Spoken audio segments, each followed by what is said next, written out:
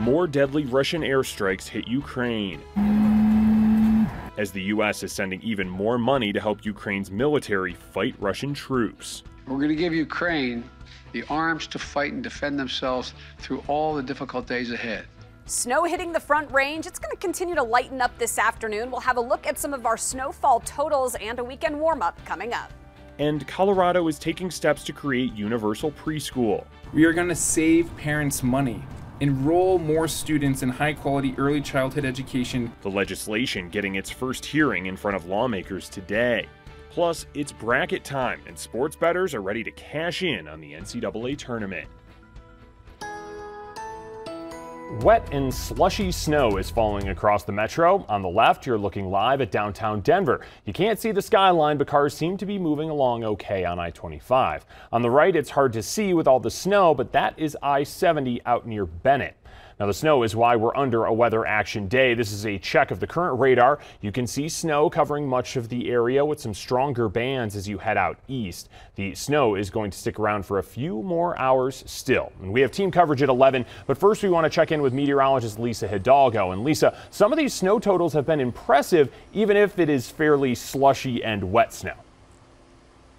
I think yesterday when we were calling for more than a foot of snow in the foothills, people thought that was a little nuts, but it's exactly what we're seeing, anywhere from 12 to about 15 inches. I'll show you those numbers here in just a minute. This is the view from City Park, where the snow has picked up a little over downtown at this point. We're going to continue to see this through, it looks like, yeah, like you said, the next couple of hours. You can see here on satellite and radar some of the areas where it's a darker blue, where we're seeing some pockets of heavier snow. The foothills, a bit of a mess this morning with closures there along I-70. And take a look out east from Lyman, stretching northeast up toward Akron, seeing a couple of bands of heavier snow there as well. Take a look at some of the snowfall totals coming in, close to 16 inches there in Idaho Springs, just under 15 in Nederland, Conifer over a foot, Aurora just about 6.5 and close to 5 out at DIA. And some of these numbers from earlier this morning, we may see another 1 to 2 inches on top of that. In fact, here's a look at what we're expecting between now and the end of the day. Another 1 to about 3 inches in spots. Some of that heavier snow will be up and through the foothills. So coming up, we'll take a closer look at Futurecast, the hour by hour, and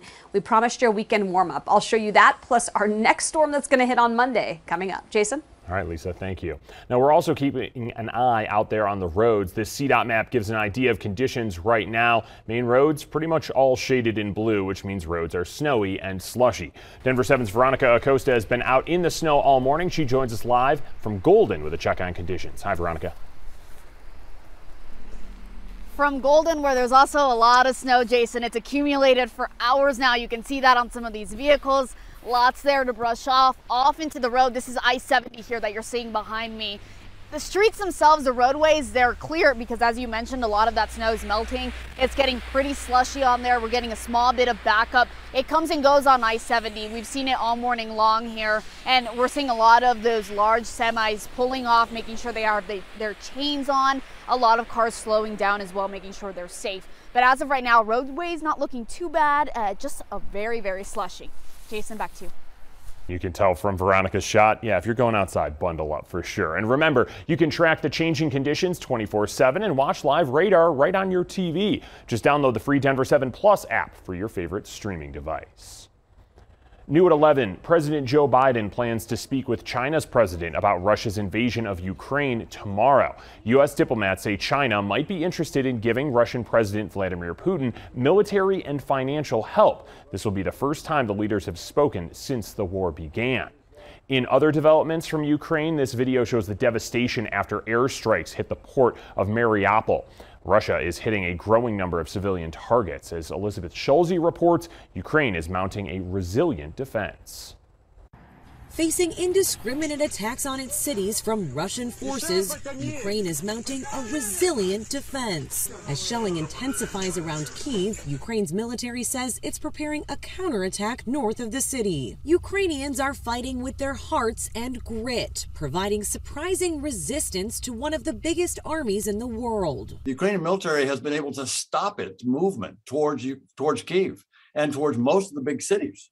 So the Ukrainian military has done what no one expected it to do. The British Defense Ministry saying today it thinks the Russian invasion of Ukraine has largely stalled on all fronts. Still, Russian President Vladimir Putin remains defiant, claiming in a speech to his nation the invasion is going according to plan. A constant stream of Russian airstrikes is increasing the civilian death toll. In Mariupol, a theater doubling as a mass shelter left in flames. Satellite images show the word children clearly written on the ground in Russian around the building, a warning not to attack. The number of casualties is still unknown. We are very strong on the land, but Russians are stronger in the air, and they're taking our women and children from the skies. The U.S. is now preparing to send $800 million in new military aid to Ukraine, including anti-aircraft and anti-tank systems and 100 tactical Switchblade drones. These so-called kamikaze drones are small, can fly directly into a target to detonate, and require little training to operate. We're going to give Ukraine the arms to fight and defend themselves through all the difficult days ahead. Elizabeth Schulze, ABC News, Washington. Federal Reserve Chairman Jerome Powell gave an update on the U.S. economy late yesterday, saying we're in a good place after the pandemic, but the impacts of Russia's invasion of Ukraine are uncertain. In addition to the direct effects from higher global oil and commodity prices, the invasion and related events may restrain economic activity abroad and further disrupt supply chains, which would create spillovers to the U.S. economy through trade and other channels. Federal Reserve raised interest rates by 0.25% for the first time since 2018 yesterday. The Fed raised rates in hopes of stopping soaring inflation. They also say interest rates will likely rise 6 more times this year. The International Energy Agency is warning of even higher gas prices. The group says there could be an oil supply crisis starting as early as next month. It's because of sanctions against Russia and businesses refusing to do business with the country. A federal appeals court ruled the Biden administration can use a key climate metric when making decisions on environmental regulations. Now, this includes things like leases for oil and gas drilling. The metric is called the social cost of carbon. It estimates the cost of carbon emissions. President Biden set that cost at $51 per ton of emissions. He was supposed to update that last month, but was sued by 10 Republican-led states. Schools and businesses will have to use new ventilation standards under new guidelines from the Biden administration. Those guidelines are part of the president's COVID-19 plan. Now, buildings will have to follow a checklist to allow more fresh air in. It includes things like adding extra ventilation to high-risk areas like school nurses' offices, hiring an HVAC expert to assess the building, and opening doors and windows. Now, the federal government has no authority over indoor air, so there's no way to enforce those recommendations. But officials say this could push cities and states to issue indoor rules similar to what they did on tobacco smoke. Happening today at the state capitol, a bill to create universal preschool will get its first committee hearing this afternoon. That legislation creates a Department of Early Childhood Education to oversee the program. Colorado families would get 10 free hours of preschool per week under that proposal. The governor spoke about the program a few days ago, saying it would save families $4,000 a year.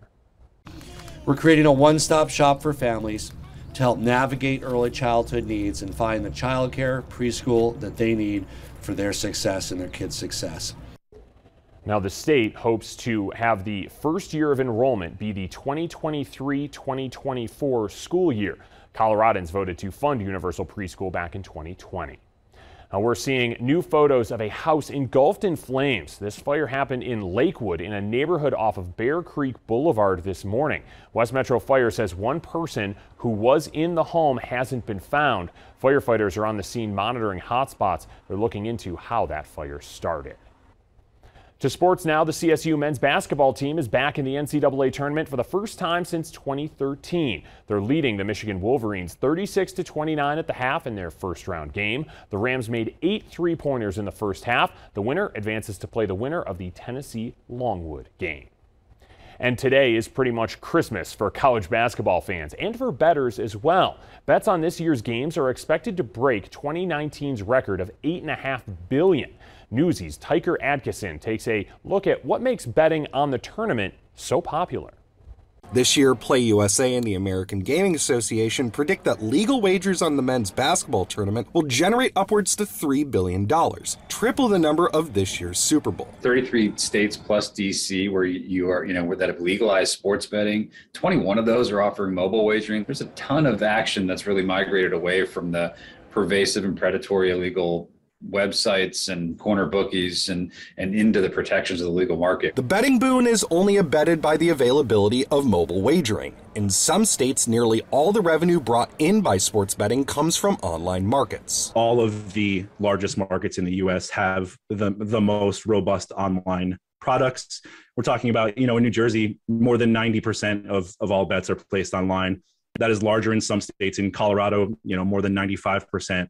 Make every coin toss feel like a Hail Mary. Clark told Newsy that one reason the mobile and online betting market will do well during this tournament is because it provides a number of opportunities for in-game betting, meaning that people aren't stuck with filling out a bracket for the entire tournament in order to have a stake in it. One of the most interesting things that our data found is that 76% of sports bets on March Madness are going to be outside of the traditional bracket betting, which is, I think, traditionally been a strong option for people who wanted to have some action on March Madness. Ramsey told Newsy that sportsbooks will use the tournament as an opportunity to sign up new customers and show experienced bettors how they can diversify their wagers during the tournament. It's a good opportunity for bettors to sort of dabble in these new products and maybe try some bets out they might not have tried. And for operators, it is just a prime customer acquisition opportunity. This is when, a lot of fingers are finding their way onto the mobile sports books these days. Meanwhile, March is also National Problem Gambling Month. The National Council on Problem Gambling says calls to helplines typically spike during the tournament. Tyler Atkinson, Newsy, Chicago. Well, coming up, DIA is making changes as passenger numbers increase. Plus, Russell is ready to win. We hear from the Broncos' new quarterback and hear his promise to Broncos country.